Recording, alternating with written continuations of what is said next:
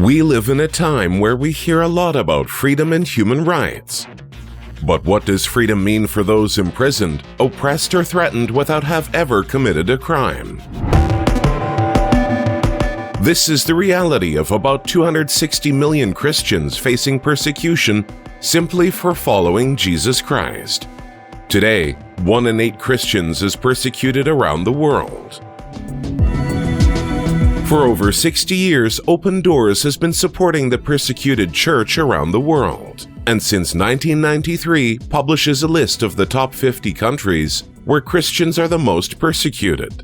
The World Watch List. Over the centuries, the church has been attacked and repressed, and while the methods have been changed, the goal remains the same: to exterminate Christ's followers.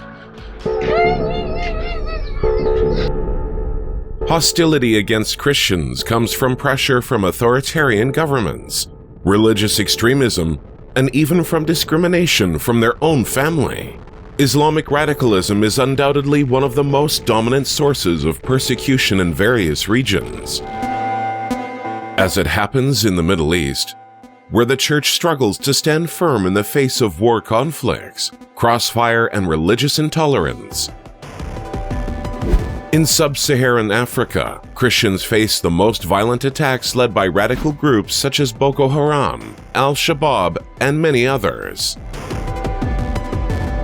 In Asia, the power of communism fuels ideological groups and is a base for dictatorial governments such as North Korea, which has been the top 1 country in the list since 2002. This is the most dangerous country in the world for a Christian.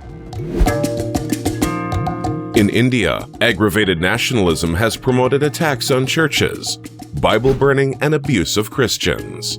The current political party has publicly expressed its desire to eliminate all followers of Jesus Christ by 2021. Although it seems unlikely, persecution of Christians is also present in Latin America, where Christians, especially those in isolated communities that lack resources or those under ancient customs, are marginalized and expelled from their lands. Armed groups and organized crime also act against the church. Yes, persecution is real, and year after year it increases, as does the violence and the number of people and churches affected.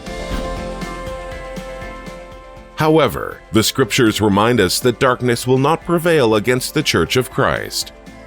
For the Spirit of God is upon her. He anointed us to preach the good news, to free the captives, and to proclaim salvation. And it is with this conviction that we unite to strengthen the persecuted church, raise our voices for those who cannot, and equip the body of Christ. Break the silence. Support the persecuted Christians.